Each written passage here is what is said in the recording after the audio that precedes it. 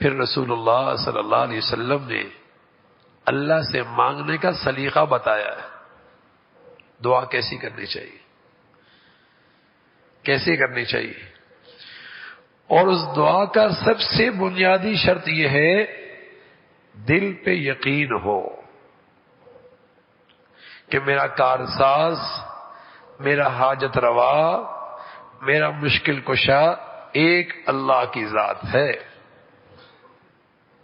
یہ دل کا یقین ہو کہ میرے حالات کے سنوارنے کا اختیار صرف اللہ کو ہے. میری بگڑی سنور جائے اختیار اللہ کے پاس ہے. میں مشکلات سے نکلوں اختیار صرف اللہ کے پاس ہے.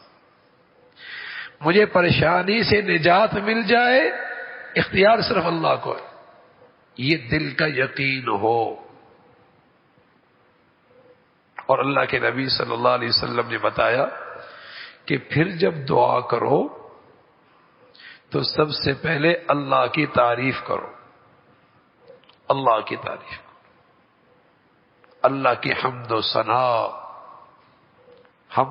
کرو. اور پھر رسول اللہ صلی اللہ علیہ وسلم پہ درود پڑھو.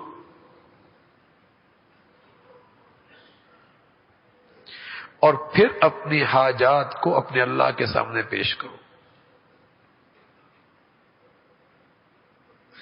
کچھ مواقع ایسے ہیں جن مواقع پہ خاص طور پہ دعائیں قبول ہوتی ہیں.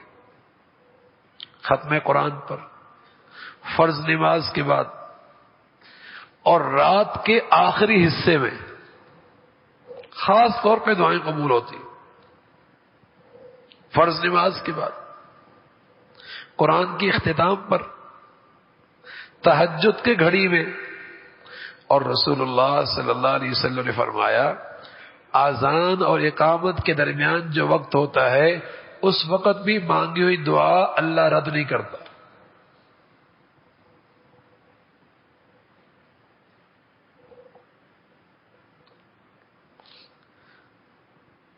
تو آداب کی بھی رعایت رکھی جائے، آداب کی بھی رعایت رکھی جائے کہ اللہ کی تعریف ہو، درود شریف پڑھا جائے. اس لیے کہ اول درود شریف اور آخر درود شریف، اور درود شریف تو اللہ نے یہ دعا تو قبول کرنی ہی کرنی ہے.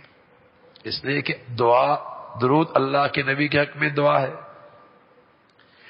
اول بھی دعا اللہ نے قبول کرنی، آخر بھی قبول کرنی، تو اس کی برکت سے ہماری درمیان کی دعا بھی قبول ہو جائے گی. تو دل کی کیفیت بھی ہو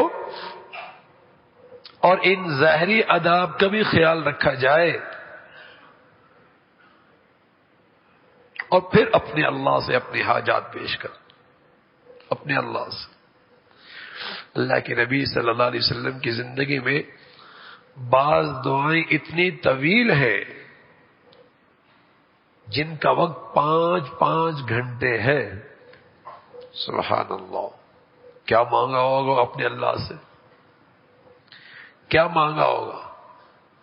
ہاتھ اٹھاتے، کبھی بڑھا دیتے، کبھی سمیٹ لیتے، ہاں، تو مانگتے ہی رہتے اللہ سے.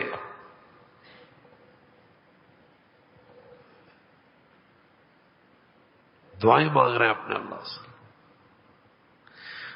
بڑی مبارک عبادت ہے. یقین جانیے اگر یہ دولت نصیب ہو جائے، دل کی کیفیت کے ساتھ آپ کی زندگی کی بے چینی ختم ہو جائے گی، آپ کی زندگی کی پریشانی ختم ہو جائے گی. جو انجانے سے خوف اور خطرات ہماری زندگیوں کو پریشان کرتے رہتے ہیں، اللہ اس سے نجات نصیب فرما دے گا. آپ کا ہر وقت اللہ سے ایک رابطہ قائم ہو جائے گا. رابطہ، ایک رابطہ بن جائے گا اللہ سے.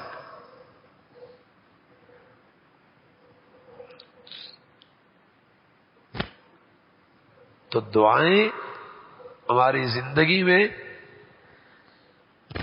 ان کو جگہ مل جائے تو یہ ہمارے نصیب کی بات ہے، اس سے ہمارے نصیب جاگ جائیں گے، نصیب جاگ جائیں گے۔ آج زندگیوں میں مشکلات بھی ہیں، پریشانیاں بھی ہیں، مصائب بھی ہیں، آنے والے خطرات بھی ہیں، لیکن مسلمانوں کی زندگیاں آج دعاؤں کی عبادت سے خالی ہیں۔ پورے یقین کے ساتھ، اور خاص طور پہ مخصوص گھڑیوں میں اگر یہ دعا نصیب ہو جائے، مخصوص گھڑیوں میں